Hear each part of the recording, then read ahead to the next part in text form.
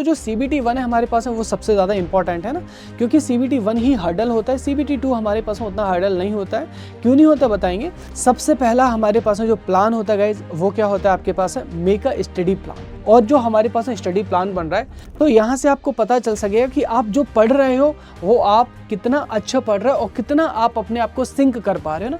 जब आप final revision करते हो तब आपको पूरा सब कुछ नहीं करना होता है ना, क्योंकि अगर पूरा रिवीजन करोगे तो पॉसिबल ही नहीं है भाई हमारे पास में।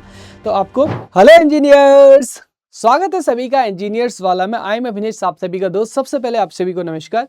आशा करते हैं आप सभी लोग अच्छे होंगे और अच्छे से पढ़ाई लिखाई कर रहे होंगे और आपका परिवार और आप बिल्कुल स्वस्थ होंगे। तो दोस्तों एसएससी जेईई 2026 का जो नोटिफिकेशन की जो डेट है और जो एग्जाम डेट है गाइज वो अभी कुछ से आपको दे दी गई है ना। तो जिस डेट में मैं अभी वीडियो रिकॉर्ड कर रहा हूं तो लमसम अभी अपन आज से 5 महीने लेके चल सकते हैं, जिसमें मेरे को CBT 1 क्लियर करना है। एंड CBT 1 कुछ इस तरीके से क्लियर करना है कि मैं CPWD और जो MES जैसी पोस्ट है जो कि सबसे अच्छी पोस्ट मानी जाती है इसको हासिल कर सके। तो आज की वीडियो में गाइस लास्ट तक बने रहिएगा। मैं बहुत ही जो प्यारे प्यारे पॉइंट्स है वो आपको बताऊंगा, कुछ अचूक यहाँ पे रामबाण भी बताऊंगा जो कि गागर में सागर भरने का काम करेगा। एक perfect time table, perfect strategic plan आपको बताऊंगा। तो चलिए स्टार्ट करें। अगर हम लोग सबसे पहले तो देखते हैं यहाँ पे आपका जो नोटिफिकेशन जो कैलेंडर दे रखा है। तो अगर हम यहाँ पे देखेंगे junior engineer civil electrical mechanical 2026 paper 1, आपका date of advertisement March, April में क्लोजिंग डेट है और एग्जाम डेट जो टेंटेटिव आपको दे रखा है वो आपको दे रखा है अभी मई जून का दे रखा है। कितना? मई जून का दे रखा है। तो लमसम अपन यहाँ पे जो 5 महीने इसको लेके चल रहे हैं। अब देखो यहाँ पे सबसे पहले हम बात करें CBT 1 के बारे में। तो जो CBT 1 है हमारे पास है वो सबसे ज्यादा इंपॉर्टेंट है ना, क्योंकि CBT 1 ही हर्डल होता है, CBT 2 हमारे पास में उतना हर्डल नहीं होता है। क्यों नहीं होता बताएंगे। तो यहाँ पे जितने भी लोग नए हैं वो देखें CBT 1 यानी कि यहाँ पे CBT 1 यानी कि जो पेपर 1 होगा, पेपर 1 में आपको 2 सेक्शन देखने को मिलेंगे, एक टेक्निकल का दूसरा नॉन टेक्निकल का। 100 क्वेश्चंस आपके नॉन टेक्निकल से आएंगे, 50 क्वेश्चन आपके जनरल अवेयरनेस और जनरल साइंस से आएंगे। रीजनिंग की बात करें तो यहाँ से 50 क्वेश्चन आएंगे और 100 क्वेश्चन आपको जो टेक्निकल डोमेन है, टेक्निकल डोमेन से आपको देखने के लिए मिलेंगे। इलेक्ट्रिकल, मैकेनिकल, सिविल तीनों ही ब्रांचेस में आपको देखने को मिलेंगे। तो पेपर 1 यानी कि CBT 1 में टोटल क्वेश्चन आपके 200 होते हैं और इसके लिए आपको 120 मिनट अवॉर्ड किए जाते हैं। 2 घंटे का पेपर होता है। और यहाँ पे अगर हम बात करें तो each question carrying equal 1 marks और यहाँ पे गलत करने पे आपको 1/4 यानी कि 1/4 यानी कि 0.25 का पेनल्टी लगाया जाता है। CBT 2 हमारे पास में हर्डल इसलिए नहीं होता क्योंकि वहां पे सिर्फ और सिर्फ टेक्निकल आता है ना। जो लोग CBT 1 से CBT 2 में जाएंगे, हालांकि ये सारी चीजें आप लोग जानते ही हैं। अब हम बात करते हैं यहाँ पे स्टार्ट करने से पहले एक बार guys previous year cut off की बात करें तो यहाँ पे आप देखिए ना, ये जो प्रीवियस ईयर कट ऑफ है, तो प्रीवियस ईयर कट ऑफ अगर हम देखते हैं 2023-24 का, तो ये आपका ऑलमोस्ट सेम ही है, ऐसा नहीं कुछ अलग अलग हो ना। तो यहाँ पे ये आपके पास में जनरल कैटेगरी के कट ऑफ अगर हम देखें तो अभी 132 गया था, पिछली बार 100, अभी 131 है, पिछली बार 132। तो अप्रोक्सीमेट अगर आप देखेंगे तो 132 नंबर का कट ऑफ जाना जनरल कैटेगरी के लिए। और सेम कट ऑफ आप यहाँ पे देखेंगे SC के लिए, ST के लिए, EWS के लिए और यहाँ पे OH, HH और अदर PWD कैंडिडेट के लिए आपका 2023 और 24 में लमसम आपका सेम ही कट ऑफ रहा है। और यहाँ पे जो टोटल जो कैंडिडेट्स है वो आपके 4458 कैंडिडेट को यहाँ पे क्वालिफाइड किया गया था गिवन नंबर ऑफ पोस्ट के लिए। ठीक है, तो इसका मतलब अब देखो कट ऑफ ऐसा नहीं कि इस बार भी ऐसे ही जाएगा, कट ऑफ आपका क्या होता है थोड़ा बहुत वेरी होता रहता है। नाउ सबसे पहला हमारे पास में जो प्लान होता है गाइज वो क्या होता है आपके पास है, मेक अ स्टडी प्लान। और जो हमारे पास में स्टडी प्लान बन रहा है ये आपके पास है बहुत ही स्मार्ट स्टडी प्लान बनना चाहिए। ठीक है, तो जैसा कि हमने एग्जाम पैटर्न के बारे में देखा, एग्जाम पैटर्न के 2 सेगमेंट है, एक है टेक्निकल और दूसरा हमारे पास है नॉन टेक्निकल है। तो एग्जाम हमारे पास 2 पार्ट में डिवाइड है, एक है हमारे पास टेक्निकल एबिलिटीज और दूसरा हमारे पास नॉन टेक्निकल एबिलिटी है ना। तो हम बात करें, एक हो गया हमारे पास टेक्निकल एबिलिटी और दूसरा हो गया हमारे पास एक हो गया नॉन टेक। अब देखो अगर आप कहीं पर भी लैग करोगे तो दिक्कत हो जाएगा, क्योंकि 100 क्वेश्चंस आपके यहां से हैं और 100 क्वेश्चंस आपके यहां से हैं। अब टेक्निकल जो है हमारे पास CBT 2 के लिए भी बहुत इंपॉर्टेंट है और आपकी मेजॉरिटी यहाँ पे जो हमारे पास सिलेबस है भारी भरकम होता है। तो आपको जो भी शेड्यूल बना रहे हैं उसमें ये डिसाइड कर लीजिए कि 60% टाइम आपको कहाँ पे देना है, इंजीनियरिंग सब्जेक्ट्स में देना है ना। जरूरी नहीं है, आपकी स्ट्रेंथ थोड़ा सा कम या ज्यादा के अकॉर्डिंग भी आप इसको एडजस्ट कर सकते हैं। मैं एक आइडियल केस में बता रहा हूँ, एक नॉर्मल स्टूडेंट के लिए ना। और यहाँ से आपको जो 20% ऑफ टाइम है वो कहाँ पे स्पेंड करना है, रीजनिंग के ऊपर स्पेंड करना है और 20% टाइम आपको जनरल अवेयरनेस पे स्पेंड करना है ना। अगर आपको लगता है कि ये आपके पास में बहुत स्ट्रांग है, कमजोर है, तो यहाँ पे आप 15 कर सकते हैं, यहाँ पे 25 कर सकते हैं, उल्टा वाइस वर्सा कर सकते हैं। अगर हम डेली एक इफेक्टिव शेड्यूल की बात करें तो 6 से 7 घंटे गाइस बहुत होगा। आप कहोगे सर मेरे को तो 10 घंटे पढ़ना होता है, वो आपकी कैपेसिटी है।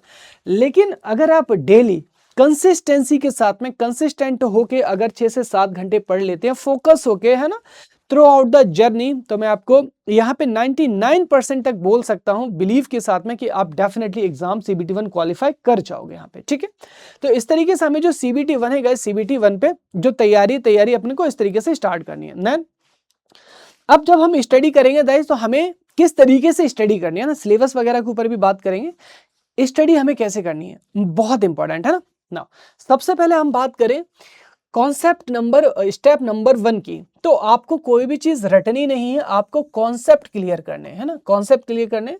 आपको study 1 topic at a time, एक टाइम पे आपको एक टॉपिक पढ़ना है। ऐसा नहीं है कि आधे घंटे अभी हमने मशीन पढ़ लिया है, फिर आप किसी भी ब्रांच से किसी भी डोमेन से यहाँ पे ताल्लुक रखते हैं, तो यहाँ पे जो भी यहाँ पे टॉपिक पढ़ रहे हैं एट ए टाइम पे सिर्फ एक ही चीज पे फोकस कीजिए ना। जैसे कहते हैं ना बड़े बुजुर्ग की, एक नाव में दो सवारी, एक मैन में दो तलवार नहीं होती है ना।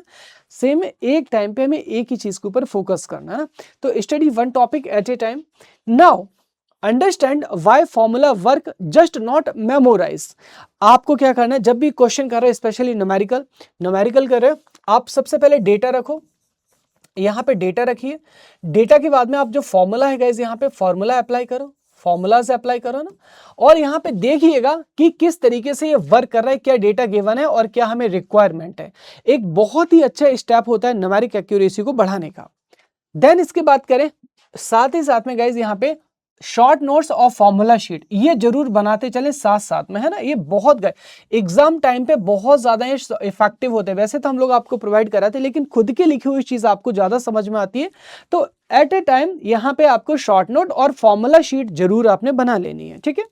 नाउ स्टेप 2, अब आपने जैसे मान लीजिए कोई भी टॉपिक पढ़ लिया ना, यूनिट 1 आपने क्लियर कर लिया। जैसे यूनिट 1 आपने कर लिया, आपको पता है तमाम बुक्स अवेलेबल है यहाँ पे ना, PW की बुक्स देखोगे आप, आपको टॉपिक वाइज यानी कि यूनिट वाइज आपको प्रीवियस ईयर क्वेश्चंस मिल जाएंगे। तो यहाँ से आपको पता चल सकेगा कि आप जो पढ़ रहे हो वो आप कितना अच्छा पढ़ रहे हो और कितना आप अपने आप को सिंक कर पा रहे हो ना। तो यहाँ पे solve SSC JEE previous year questions है ना, तो जितने भी अवेलेबल हैं आपके पास में, आप जरूरी नहीं ना, तो जितने भी आपके पास में लगभग शायद आप देखोगे यहाँ पे 15 साल के अवेलेबल है ना। अगर आप यहाँ पे देखोगे तो 15 साल के अवेलेबल हैं। तो यहाँ से आप जो 15 ईयर्स तक है, 15 ईयर्स तक आप यहाँ पे इसको सॉल्व कर लीजिए। Now you will notice repeated concept. जब आप यहाँ पे देखेंगे तो आपको नोटिस होगा कि गाइस SSC में लगभग आपके पास में 20% जो क्वेश्चन है वो आपके पास में रिपीट हो रहा है ना। क्या हो रहा है, 20% क्वेश्चन आपके रिपीट हो रहे हैं। तो यहाँ से आपको प्रीवियस ईयर क्वेश्चंस के एक इंपॉर्टेंस पता चलेगी और एक्चुअल एग्जाम का आपको जो सिंक्रोनाइजेशन वाला फील है वो आपको देखने को मिलेगा। Now revise each subject at least 3 times, है ना। आपको कोई भी सब्जेक्ट पूरा यानी कि थ्रू आउट द जर्नी एक बार 3 बार तो आपको रिवाइज कर ही कर लेना है। एंड आपको यहाँ पे फाइनल रिवीजन करना है। फाइनल रिवीजन कैसे करना होगा, ओनली PYQ प्लस फॉर्मूला। जब आप फाइनल रिवीजन करते हो तब आपको पूरा सब कुछ नहीं करना होता है ना, क्योंकि अगर पूरा रिवीजन करोगे तो पॉसिबल ही नहीं है भाई हमारे पास में। तो आपको ओनली PYQ और जो आपके पास है फॉर्मूलाज है इसके ऊपर ध्यान देना है आपको। तो ये हमारे पास में कुछ अचूक और बहुत ही अच्छे पॉइंट्स है जिनके ऊपर आप वर्क कर सकते हैं। नाउ अब यहाँ पे सेकंड जो हमारे पास में स्टेप्स है गाइज बहुत ही ज्यादा इंपॉर्टेंट, वो है आपके पास में किसका, यहाँ पे मॉक स्ट्रेटजी का। किसका है गाइज हमारे पास, ये है आपके पास में स्ट्रेटजी का। तो मॉक टेस्ट जो होते हैं हमारे पास में एक तरीके का जो फाउंडेशन होता है ना, फाउंडेशन की तरह आपकी प्रिपरेशन में वर्क करता है। आप मॉक टेस्ट दीजिए यहाँ पे ना, कब, लेकिन ऐसा नहीं है जब आपको लगभग टेस्ट सीरीज आपको कब स्टार्ट करनी है, जब आप 30 से 40% सिलेबस कंप्लीट कर लिया हो ना, टेक प्लस नॉन टेक, है ना। टेक्निकल का भी 30 से 40% प्लस जो नॉन टेक है इसका भी, है ना। जब आप इतना कवर कर लें तब आपको जो मॉक टेस्ट लगाना है स्कोर कर। अब मॉक टेस्ट लगा के उसको कभी भी छोड़ना नहीं है ना। तो आपको यहाँ पे क्या करना है, इनिशियली हो सकता है आपके कम मार्क्स भी आना है, तो डोंट फियर, घबराना नहीं उससे। ये 3 पॉइंट आपको प्लीज याद रखना है ना। ये जो 3 पॉइंट है गाइज, ये 3 पॉइंट आपको याद रखना है और ये आपके पास यहाँ पे सिलेक्शन दिलाएंगे। ये गाइज आपको जो 3 पॉइंट मैंने यहाँ पे लिखे हैं ये आपको सिलेक्शन दिला देंगे। नाउ कॉन्सेप्ट मिस्टेक तो नहीं हुई है ये हमने देखना है, क्या कैलकुलेशन मिस्टेक हुई है ये देखना है, टाइम मैनेजमेंट, इन 3 चीजों के ऊपर ध्यान देना और वहां पे लगा देना वाई, आखिर में ऐसा क्यों हो रहा है। अगर कॉन्सेप्ट मिस्टेक है बुक से पढ़ो, जहां से पढ़ा है बार बार पढ़ो अंटिल अनलेस वो कॉन्सेप्ट क्लियर ना हो जाए। टेस्ट में एक्सप्लेनेशन देखिए कि क्या क्या एक्सप्लेनेशन आपको दे रखा है। ओके, देन कैलकुलेशन पे ध्यान दो, कहीं हमने कैलकुलेट, कभी कभार बहुत सिंपल क्वेश्चन कैलकुलेशन मिस्टेक्स वजह से आप गलत कर जाते, तो ऐसा नहीं होना चाहिए। देन यहाँ पे जो टाइम मैनेजमेंट है, क्योंकि 200 क्वेश्चन को 120 मिनट में सॉल्व करना है, तो ये भी आपको ध्यान रखना होगा। तो वेरी वेरी इंपॉर्टेंट स्टेप। हाँ, अब हम बात कर लेते हैं गाइस फाइनली यहाँ पे सिलेबस और उनके वेटेज के बारे में बात कर लेते हैं। तो यहाँ पे जनरल इंटेलिजेंस और रीजनिंग की बात करें तो 50 नंबर का आता है ना, ये आपका पूरा सिलेबस है। जनरल अवेयरनेस की बात करें यहाँ पे तो जीके साइंस और मिला के ये 50 नंबर का आता है ना, तो यहाँ पे 100 नंबर यहाँ पे तैयार हो जाते हैं आपके नॉन टेक्निकल से। अब हम बात करें टेक्निकल सब्जेक्ट में वेटेज की, तो यहाँ पे वेटेज थोड़ा बहुत ऊपर नीचे होता रहता है ना। बेसिक इलेक्ट्रिकल में आप जानते हैं कि यहाँ पे कॉन्सेप्ट जो है यहीं से बनना स्टार्ट होते हैं ना। हमारे पास है जो बेसिक इलेक्ट्रिकल है, ये कैसे काम करता है, फाउंडेशन का काम करता है। कैसे काम करता है, फाउंडेशन का काम करता है, फाउंडेशन सब्जेक्ट है ना। तो ये फाउंडेशन सब्जेक्ट का गाइस काम करता है, और हर साल गाइस आप देखेंगे 30 मार्क्स के अराउंड ये क्या रहता है आपके पास है, 30 मार्क्स के अराउंड गाइस ये यहाँ पे जो है वेरी करता रहता है, और ये फाउंडेशन का काम करता है। मैं कहूँगा कि अगर आप बिगिनिंग से स्टार्ट कर रहे हैं, start from basic electrically, do not study machine and power system initially, आप इस सब्जेक्ट को कंप्लीट कीजिएगा, देन आप मशीन पे चले जाइएगा है ना, देन पावर सिस्टम पे, देन मेजरमेंट। नेक्स्ट हमारे पास मेजरमेंट ही अगर हर साल आप देखेंगे तो लगभग गाइस यहाँ से आपके 12 से जो 15 क्वेश्चन है इस तरीके से यहाँ पे रिपीटेड होते रहते हैं ना। क्वेश्चन का नेचर अगर हम दोनों ही सब्जेक्ट में बात करें तो एवरेज लेवल रहता है ना, क्योंकि CBT 1 है तो CBT 1 में एवरेज लेवल रहते हैं, सिंपल न्यूमेरिक होते हैं सॉल्व करने के लिए, और मेजरमेंट से तो आपका जो थ्योरी पोर्शन है वो बन जाता है। नेक्स्ट हम बात करें इलेक्ट्रिकल मशीन में, तो पूरा इलेक्ट्रिकल मशीन है आपके पास में, transformer, DC, synchronous and induction है ना। तो ये हमारे पास में पूरा मशीन है, और स्पेशल मशीन्स। तो मशीन में देखिए जो क्वेश्चन है गाइस, यहाँ पे जो थ्योरी वाले क्वेश्चन है ना, थ्योरी वाले क्वेश्चन बहुत पूछे जाते हैं, लाइक DC सीरीज मोटर का एप्लीकेशन कहाँ पे है, शंट मोटर के एप्लीकेशंस कहाँ पे हैं, और थ्योरी आपका लगभग मशीन से CBT 1 में 80% दिख जाएगा आपको, और 20%, लेकिन इस बार ये वायलेट हुआ है ना दो, इसीलिए मैं हमेशा कहता हूँ कि आपको दोनों पे यहाँ पे वर्क करना है ना। 2025 में जो पेपर आया अभी गाइस, यहाँ पे जो न्यूमेरिक सेशन है, न्यूमेरिक काफी ज्यादा आया ना, न्यूमेरिक आपको यहाँ पे ज्यादा देखने को मिले थे ना, इसीलिए मैं हमेशा क्लासरूम में आपको जो न्यूमेरिकल्स उन पे बहुत ज्यादा फोकस करने के लिए कहता हूँ, क्योंकि थ्योरी ऑलमोस्ट हमसे बन जाती है। तो थ्योरी और न्यूमेरिकल दोनों ही चीजों के लिए हमें तैयार रहना है, पेपर आपका किसी भी तरीके का कभी भी सेट हो सकता है। हाँ, आगे चलते हैं नेक्स्ट पावर सिस्टम में, सेम सिनेरियो गाइस हमारे पास में पूरा पावर सिस्टम है, थ्योरी प्लस न्यूमेरिक दोनों के लिए तैयार रहना है। 2025 को छोड़ दें तो आपके थ्योरेटिकल पेपर आया, लेकिन इस बार न्यूमेरिकल आए थे। एस्टिमेशन कॉस्टिंग से गाइस और यूटिलाइजेशन ऑफ एनर्जी, यहाँ से आपके मोस्टली जो थ्योरी क्वेश्चन और न्यूमेरिक दोनों ही बन जाते हैं हमारे पास है ना। बेसिक्स जो हमारे पास है, बेसिक टाइप के जो क्वेश्चन से देख लिए जाते हैं, लेकिन ये सब्जेक्ट गाइस बहुत इंपॉर्टेंट होता है हमारे पास में, किसके लिए ये होता है हमारे पास में, सिलेक्शन और रैंक के लिए। किसके लिए, रैंक के लिए। और इसी के साथ में हमारे पास में क्या आ जाता है, जो बेसिक इलेक्ट्रॉनिक्स है, बेसिक इलेक्ट्रॉनिक्स आ जाता है ना, वो भी बहुत इंपॉर्टेंट है रैंक के लिए। ठीक है, तो ये हमारे पास में गाइस कुछ सब्जेक्ट हो गया। बेसिक इलेक्ट्रॉनिक्स यहाँ पे गाइस मैंने आपको नहीं दिखा पाया था, लेकिन बेसिक इलेक्ट्रॉनिक्स भी हमारे पास में यहाँ पे एडेड है ना, बेसिक इलेक्ट्रॉनिक्स। नेक्स्ट हम बात करें फाइनल एडवाइस, तो आपको 50 बुक्स से नहीं पढ़ना है। आपके पास में जो सोर्स है ना, सोर्स आपको लिमिटेड रखना है, लिमिटेड सोर्स है ना, सोर्स आपको क्या करना है, लिमिटेड रखना है, लिमिटेड सोर्स है ना। तो लेस इज मोर कहते हैं ना, जैसे सोर्स आपको लिमिटेड रखना है। और जो PYQ गाइस, इसके ऊपर आपको ध्यान देना है बहुत अच्छे से ज्यादा आपको PYQs लगाने हैं। Revision is the key of selection. आप जितना ज्यादा ना मल्टी रिवीजन करोगे ना, आप यहाँ पे जितना भी मल्टीपल टाइम आप रिवीजन करोगे ना, मल्टी रिवीजन, ये आपके पास में गाइस क्या करेगा, यहाँ पे सिलेक्शन की बहुत नजदीक आपको लेके चला जाएगा।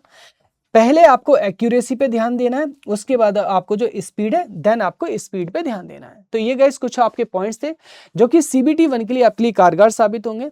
और गाइस यहाँ पे आप टेलीग्राम चैनल पे यहाँ पे सिलेक्टेड स्टूडेंट, इनसे बात कर सकते हैं, मुझसे बात कर सकते हैं। Join Avinesh sir PW, join Lawrence sir PW। So thank you so much everyone guys.